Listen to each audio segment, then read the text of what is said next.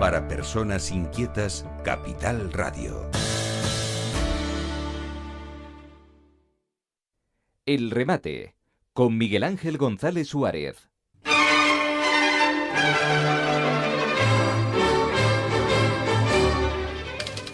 Bueno, ya estamos en julio.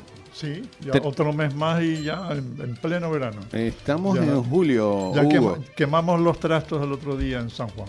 Ya, pero que me parece, Vamos. me parece Vamos a 1000 por hora. que vamos a 1000 por hora. Bueno, nos metemos ya en el mes de julio plenamente Y llegó el calor. Ya yo noté ayer ya un poco más de calor en Santa Cruz. bueno, hay alerta por altas temperaturas, porque claro, hay tanto que quemar en el monte que... Hombre, si como dice el otro, los montes se apagan en invierno. Si no, estoy de acuerdo contigo. Si no actúas haciendo el mantenimiento que tienes que hacer en invierno, al final el monte se quema. Ya, estoy de acuerdo Y, contigo. bueno, y hay una gran parte, digamos, en todos los espacios que circundan a los montes, que son espacios agrícolas abandonados, que al final se acaban quemando, claro. Ya. Buenos días, Hugo, que no te había dado ni los buenos días. Bueno, es que, como te dije antes, vas tan rápido que Sí, a veces sí. no sabes ni a la velocidad que vamos. No, vamos muy rápido, muy rápido. Y esta semana nos toca, yo soy amigo de las evaluaciones, hablar de la competitividad mundial. ¿Qué significa esto?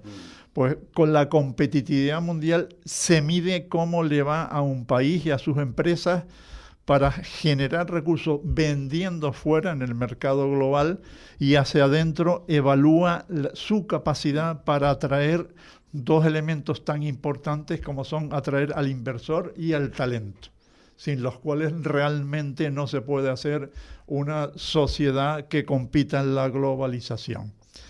Y esto precisamente lo mide la Escuela de Negocios de Suiza. Una vez más, los suizos acostumbrados a medirlo todo, entre otros las horas con sus relojes, donde acaba de publicar recientemente, me parece que fue en febrero, su IMD del 2006, donde vemos cómo y por qué España se estanca en la competitividad mundial en un ranking que hacen los suizos sobre 70 países. Y este aquí que ocupan el top 10, Singapur, Hong Kong, Suiza, Taiwán, los Emiratos Árabes Unidos, increíble, y luego aparecen Dinamarca, Irlanda, Países Bajos, Suecia y Estados Unidos. En ese ranking, por darte una referencia, China ocupa el puesto número 12, mientras que España está en el 39. O sea que estamos allá atrás, y en la competitividad mundial obviamente los chinos son más eficientes que nosotros. Bueno, no te digo nada, que no estamos hablando de Canarias. ¿Dónde está Canarias? Bueno, no te digo nada. Sí, luego lo valoraremos, porque precisamente la semana que viene vamos a hablar de eso, precisamente a raíz del foro internacional que hizo Antonio Salazar la semana pasada, donde hay datos muy interesantes, pero que eso toca la semana que viene. Y en ese ranking, digamos, hay 3 indicadores generales. El ranking general, donde España está en el puesto 39 de 70. 39 de 70. De 70. O sea, en la mitad. Bueno, es más arriba. Más arriba. Más abajo de la mitad. No estamos ni en la Curiosamente, mitad. En el rendimiento económico de las empresas es donde mejor estamos, en el 22 de 70, y en la eficiencia gubernamental suspendemos claramente, ocupando el puesto 59 de 70. No. O sea, que funcionamos muy bien económicamente, pero suspendemos en la política. Esa es la cruda realidad del país. ¿Cómo que suspendemos en la política? Porque la eficiencia gubernamental estamos en el puesto 59 de 70. Ya. Estamos más allá de los 2 tercios, por debajo de los 2 tercios. Y en cambio, en la economía estamos en el 22 de 70, estamos bastante adelante. ¿Eso qué quiere decir? Pues que tenemos un sistema económico razonablemente eficiente, pero el sistema político no nos deja avanzar. Y Y decíamos, abundando en este tema, donde España está paralizada, penalizando en eficiencia gubernamental, que como señalábamos, estamos en el puesto 59 de 70. ¿Por qué? Los factores negativos de los que hablan, de lo que nos dicen los suizos que carecemos, es que tenemos como factores negativos un ineficiente sistema fiscal. Lo vemos en estos días que acabamos ayer de pagar el IRPF y aparte de otros impuestos al lado.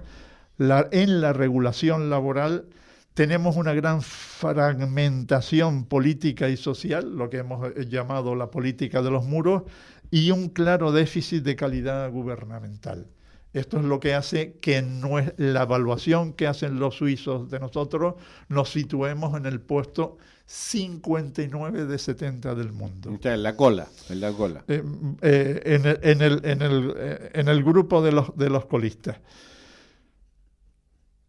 Tanto es así, digamos, de la deficiencia del sistema político económico, que de facto ha generado 17 mercados autonómicos que elevan nuestras dificultades para competir.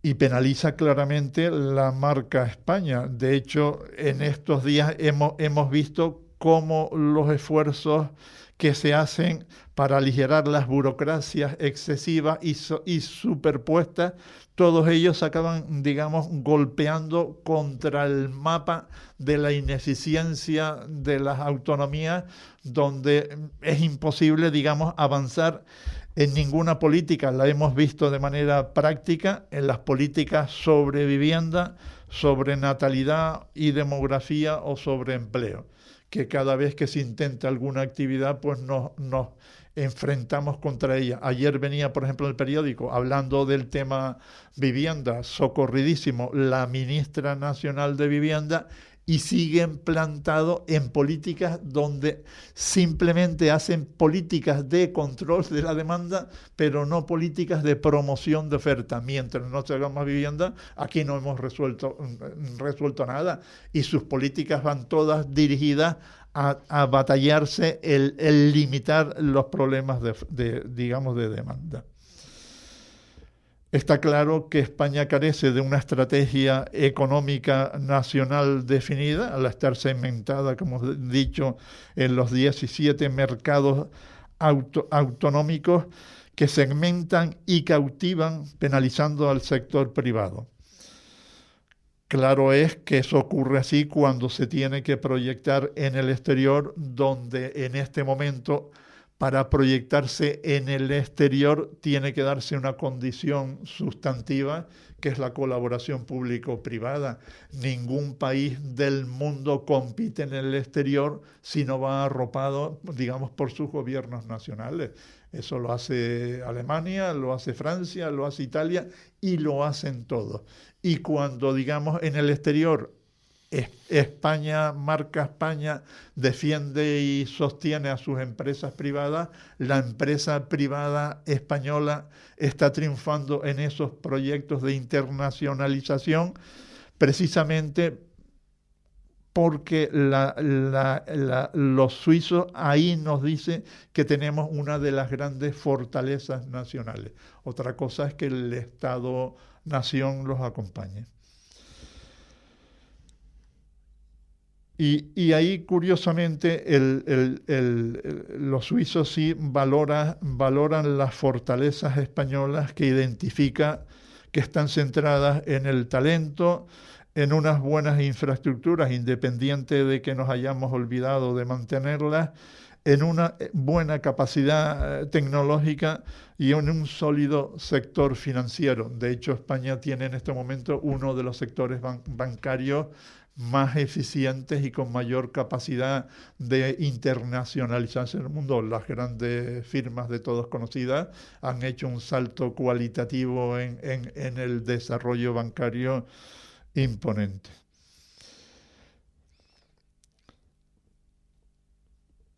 Y aquí en el artículo me elevaba a valorar el problema que sufre la Unión Europea como actor en la globalización y en la competitividad global. Nos hemos referido últimamente de forma reiterada a los informes Draghi y Leti que encargó la propia Comisión Europea para evaluar cuál es la situación de Europa y proponer políticas adecuadas para el desarrollo económico. Y por mucho, digamos, que se hagan esos informes y se hagan esas propuestas, al final nos encontramos con una Europa paralizada, incapaz, digamos, de tomar decisiones comunes. Vemos las dificultades que han tenido, por ejemplo, en la guerra de Ucrania o en la propia gestión de la geopolítica, donde nos quedamos fuera de juego. De hecho, en el papel clave del equilibrio global, que es el conflicto Estados Unidos-China, cada vez que tiene que opinar Europa, que es la segunda potencia económica del mundo, pues no está en los sillones donde tiene que estar. O cuando se tiene que abordar Europa los temas de la industria de defensa, nos encontramos el otro día con la operación frustrada de la Eurocasa, donde Francia, con su nuevo Napoleón, quería quedarse con el proyecto, desbancando a una Alemania que en cualquier política europea es imposible dejarla atrás. Mismo problema, digamos, que se ha dado con el Eurocasa, lo veía ayer en los medios, donde también en la operación que habían hecho para tener un poderío naval sostenido, el mismo conflicto de integrar la cultura de defensa de forma unitaria ha vuelto también a fracasar. Si las políticas que queremos hacer esenciales para que Europa sea un actor global, que es el tema de defensa, no avanzamos, pues mal lo hacemos. De hecho, el otro día en la prensa española salía el propio Leti señalando que las operaciones de rotura de los proyectos de defensa integrados a nivel europeo habría que volver a revertirlos y recuperarlos. Sin ello es imposible que Europa se sitúe como un actor razonable en la globalización, por más que razonablemente está haciendo ahora acuerdos comerciales globales donde no tiene otro remedio, porque estamos en un mundo donde cada uno va por su lado resolviendo sus conflictos. Y aquí es esencial señalar que Europa se ha quedado, digamos, atrás con su sistema financiero y en el mundo de la inteligencia artificial, donde están precisamente parte de las claves para poder operar en el mundo global. Y doy unos datos que me llamaron la atención, porque es que la Unión Europea sostiene su financiación con un sistema bancario al 85% y el 15% restante vía empresa, mientras que Estados Unidos se sostiene en un 45% bancario y el 55% por vía empresarial, por lo cual, digamos, tiene una potencia financiera que nos ha dejado muy atrás a los europeos, sobre todo cuando observamos que después del 2008, donde el PIB de Europa y Estados Unidos per cápita estaba más o menos al mismo nivel, en este momento el PIB per cápita de Estados Unidos duplica al de Europa. Y se produce con ello un efecto, digamos, tremendo, que es que al final la Unión Europea está transfiriendo en inversiones al año a Estados Unidos nada más y nada menos que 300.000 millones de euros que se van a apoyar las inversiones en Estados Unidos, que obviamente son más rentables que las que se producen en Europa. Y hoy los capitales realmente pueden operar desde tu casa y con tu tecla a nivel global sin que haya impedimentos para que eso se produzca.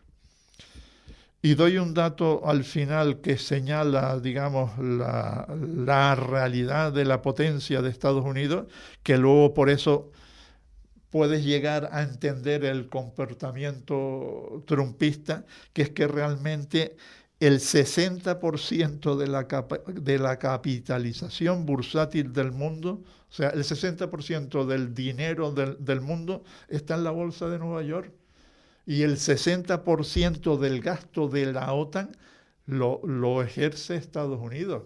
O sea, si hay un actor de ese nivel donde posee más del 60% de las acciones, digamos, de las acciones de ese negocio, obviamente sus actuaciones estarán en la línea, desde mi punto de vista, en muchos factores descabelladas, pero sí es cierto que ofrecen la lógica de un poder que se ha salido de madre y que en este momento, digamos, su único equilibrio es competir mundialmente en el equilibrio con la China, que es el otro gran operador, donde obviamente estamos todos pagando a nivel mundial pues un déficit, digamos, de las democracias liberales, que es donde supuestamente nos situamos en Europa y nos situamos en España, digamos, con los conflictos en España de tener en este momento una eficiencia gubernamental que, según nos dicen los suizos, pues está muy, muy lejos de la media en que debiera estar España situada para poder, digamos, competir en la globalización. ¿Y hay solución a esto, Hugo? Bueno, soluciones, como hemos señalado aquí, siempre las tenemos, pero desde luego, mientras no corrijamos la competitividad política de España, difícilmente avanzaremos, porque ya nos han dicho, te decía, sin más lejos, con el tema de vivienda, que veía horrorizado ayer, donde vuelve a ofrecerme de manera reiterada otra vez más para atacar el gravísimo problema de la vivienda con políticas absolutamente equivocadas, ¿no? Y donde mucho me temo que llevarán una vez más esa propuesta al Parlamento, y el Parlamento, como ya le ha dicho sobre el mismo tema en veces anteriores, ha dicho que no, entre otros con el voto en contra de Jung y la abstención del Partido Nacionalista Vasco. Que los dos son partidos, entre comillas, de derecha, y obviamente su parroquia no comparte esas políticas económicas intervencionistas que han hecho que nos coloquemos en el índice de eficiencia gubernamental en el puesto 59 de 70 en el mundo. Pero yo no veo que haya ningún tipo de queja social sobre estos temas, Allí ya hemos señalado que yo creo que un factor que está lastrando las dificultades del agente privado en colocarse es la segmentación en 17 mercados regionales que impiden que haya una voz común por parte de la economía que anteponga la resolución de los problemas económicos a los políticos. Esa es la triste realidad, ¿no? Bueno, lo acabas de comentar, la renta per cápita americana es el doble de la europea. Y eso ha ocurrido del 2008 a ahora. No es que se haya inventado, es tremendo. Son datos arrolladores, ¿no? Arrolladores. Y la próxima semana, donde hablaremos del foro internacional que precisamente organizó Antonio Salazar, que es el editor de la Gaveta Económica, el jueves y viernes pasado en Las Lagunas, el título es Medidas Pequeñas, Ideas Grandes, donde planteaba situar a Canarias en la globalización, planteando las soluciones posibles, entre ellas, por ejemplo, las soluciones al REF canario y a la RIP, donde los que intervinieron tienen una visión absolutamente distinta de lo que mantiene la sociedad en Canarias, donde llevamos desde el año 2000 en adelante. La productividad ahora a nivel de Canarias se ha mantenido constante. O sea, no hemos evolucionado en 20 años, no hemos evolucionado en absoluto en un tema tan esencial, digamos, para evolucionar como es el problema de la productividad. Es que somos en Canarias, somos los últimos de toda España, en productividad. Sí, nos situamos siempre en la cola de los 3 últimos, estamos casi en todos los rankings. Y ahí lo veremos la semana que viene. Pero bueno, para competir globalmente hay medidas para hacerlo, pero obviamente la sociedad tiene que estar dispuesta a hacerla, porque ya podemos, digamos, tener un elemento tan esencial como que realmente en España existe, curiosamente, una empresa privada muy competitiva.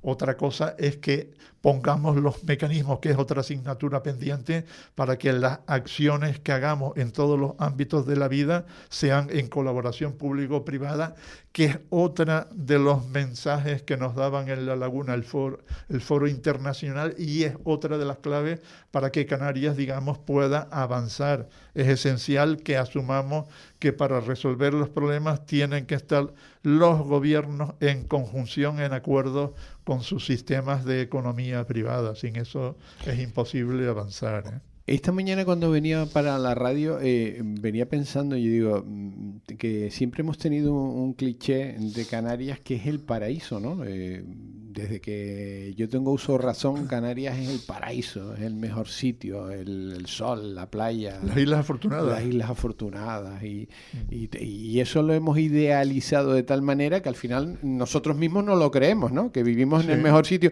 Por cierto, hoy hemos dado el ranking de las ciudades con mejor calidad de vida del mundo. Y me llama la atención porque la número 2 es Lisboa. Me llama la atención, la número 2 del mundo es Lisboa. Entonces, claro, hemos tenido eso tan idealizado que seguimos pensando socialmente que esto es el mejor sitio del mundo, claro. Sí. Y entonces cuando vemos los parámetros, todos, es que no hay ni uno bueno, y vemos que eso no es así. Es que hay otra realidad que yo siempre he contado de Canarias, que es que cuanto mejor formamos a nuestros hijos, más lejos se nos van a trabajar. Sí. Y eso implica una pérdida de talento sin el cual es imposible que podamos competir mundialmente. De hecho, de los catedráticos que vinieron aquí, salió un catedrático que empezó en La Laguna y que trabaja en Exeter, en Inglaterra. Otro catedrático que es de Madrid que trabaja en Georgetown. O un catedrático que también intervino, que también es español y que intervino por vía remota desde el Japón. O sea, si todos nuestros grandes catedráticos formados los acabamos exportando al exterior, pues poca capacidad de competir a nivel mundial tenemos. Cuanto mejor formamos a nuestros hijos, más lejos se nos van a trabajar. Tremendo, y eso, lo que estás diciendo. Esa pérdida, cuanto mejor formamos a nuestros hijos, más lejos se van. Se van a trabajar. Lo que pasa es que los formados son la punta de la pirámide, porque después lo que es la base deja mucho que desear, Sí, eso es un drama en Canarias tremendo. Y revertir ¿Algún ese día fenómeno? despertaremos en Canarias y descubriremos que realmente esto no es el paraíso?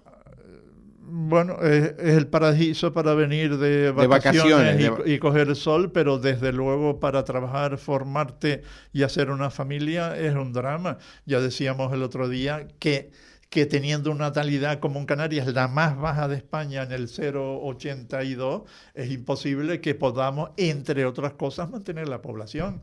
Yeah. Que de hecho, lo veremos también la semana que viene, uno de los catedráticos, el que trabaja en Georgetown, señalaba como grandes problemas de la actualidad el cambio climático, la demografía y la inteligencia artificial. Bueno, nos vamos, que nos dicen que nos vamos hasta la semana que viene, que estamos aquí, como puncha. Sí.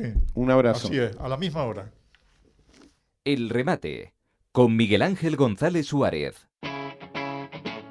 Capital Radio.